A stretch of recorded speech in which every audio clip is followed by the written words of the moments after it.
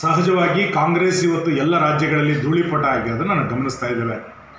ಉತ್ತರ ಪ್ರದೇಶದಂಥ ದೊಡ್ಡ ಚುನಾವಣೆಯಲ್ಲಿ, ದೊಡ್ಡ ರಾಜ್ಯದಲ್ಲಿ ಕಾಂಗ್ರೆಸ್ಸಿಗೆ ತನ್ನ ಅಸ್ತಿತ್ವವನ್ನು ಬಹುವರ್ಷಗಳ ಕಾಲ ಕೊಟ್ಟಂಥ ಉತ್ತರ ಪ್ರದೇಶದಲ್ಲಿ 2 ಅಂಕೆಯನ್ನು ದಾಟಲಿಕ್ಕೆ ಸಾಧ್ಯ ಆಗೋದಿಲ್ಲ ಕಾಂಗ್ರೆಸ್ಸಿಗೆ ಅಂತಾದರೆ, ಕಾಂಗ್ರೆಸ್ ಇನ್ನು ಮುಂದಿನ ದಿನಗಳಲ್ಲಿ ಭೂತಕಾಲದ ಪಾರ್ಟಿ. ವರ್ತಮಾನದಲ್ಲೂ ಇಲ್ಲ, ಭವಿಷ್ಯದಲ್ಲೂ ಕೂಡ ಕಾಂಗ್ರೆಸ್ ಇಲ್ಲ. ಇದೊಂದು ಭೂತಕಾಲದ ಕಾಂಗ್ರೆಸ್ ಅನ್ನುವಂಥ ಪರಿಸ್ಥಿತಿಗೆ ದೇಶದ ಜನ ಕಾಂಗ್ರೆಸ್ಸನ್ನು ಇವತ್ತು ಕೊಟ್ಟಿದ್ದಾರೆ. ಖಂಡಿತ ನಮ್ಮೆಲ್ಲ ಕಾರ್ಯಕರ್ತರಿಗೆ ಈ ಚುನಾವಣೆಯ ಫಲಿತಾಂಶ ಉತ್ಸಾಹವನ್ನು ಕೊಟ್ಟಿದೆ. ಈ ಉತ್ಸಾಹದ ಆಧಾರದಲ್ಲಿ ಕರ್ನಾಟಕದಲ್ಲೂ ಕೂಡ ಮತ್ತೊಮ್ಮೆ ನಮ್ಮ ಸರ್ಕಾರ ರಚನೆ ಆಗಲಿಕ್ಕೆ ಏನೇನು ಬೇಕು ಆ ಎಲ್ಲ ತಂತ್ರಗಾರಿಕೆಯನ್ನು ನಾವು ಖಂಡಿತ ಮಾಡ್ತೇವೆ.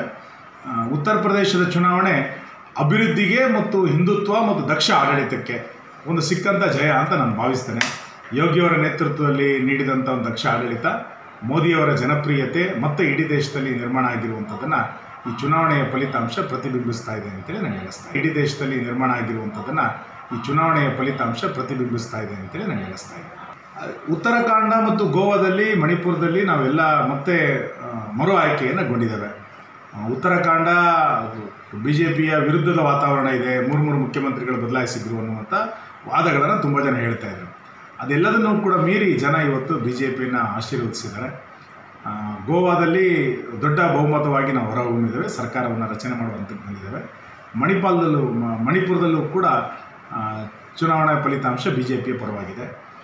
ಪಂಜಾಬ್ನಲ್ಲಿ ನಮ್ಮ ಪರಿಸ್ಥಿತಿ ಇನ್ನಷ್ಟು ಸುಧಾರಿಸಬೇಕು, ಅದಕ್ಕೆ ಕಾಲಾವಕಾಶ ನಮ್ಮದು ಖಂಡಿತ ಇದೆ. ಲೋಕಸಭಾ ಚುನಾವಣೆಯಷ್ಟೊತ್ತಿಗೆ ನಾವು ಪಂಜಾಬ್ನಲ್ಲಿ ರಿಕವರಿ ಆಗಿ ಮತ್ತೊಮ್ಮೆ ಅಲ್ಲಿ ಜನರ ವಿಶ್ವಾಸವನ್ನು ಗಳಿಸಲಿಕ್ಕೆ ಏನೇನು ಮಾಡಲಿಕ್ಕೆ ಸಾಧ್ಯ ಆಗುತ್ತೆ ಎಲ್ಲದನ್ನು ಕೂಡ ಮಾಡ್ತೇವೆ.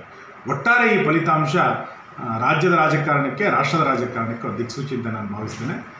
ಕಾಂಗ್ರೆಸ್ಸಿನ ರಾಹುಲ್ ಗಾಂಧಿಯವರ ನೇತೃತ್ವವನ್ನು ಒಪ್ಪಿಕೊಳ್ಳಲಿಕ್ಕೆ ಸಾಧ್ಯ ಇಲ್ಲ. ಕಾಂಗ್ರೆಸ್ ನಾವಿಕನಿಲ್ಲದಂಥ ದೋಣಿಯ ಪರಿಸ್ಥಿತಿ ಆಗುತ್ತೆ. ವರ್ತಮಾನದಲ್ಲೂ ಕೂಡ ಕಾಂಗ್ರೆಸ್ಸಿನ ದೇಶದಲ್ಲಿ ಇರಲಿಕ್ಕೆ ಸಾಧ್ಯ ಇಲ್ಲ, ಭವಿಷ್ಯದಲ್ಲೂ ಕೂಡ ಕಾಂಗ್ರೆಸ್ಸಿಗೆ ಭವಿಷ್ಯ ಇಲ್ಲ ಅಂತೇಳಿ ನನಗೆ ಅನಿಸ್ತಾ ಇದೆ.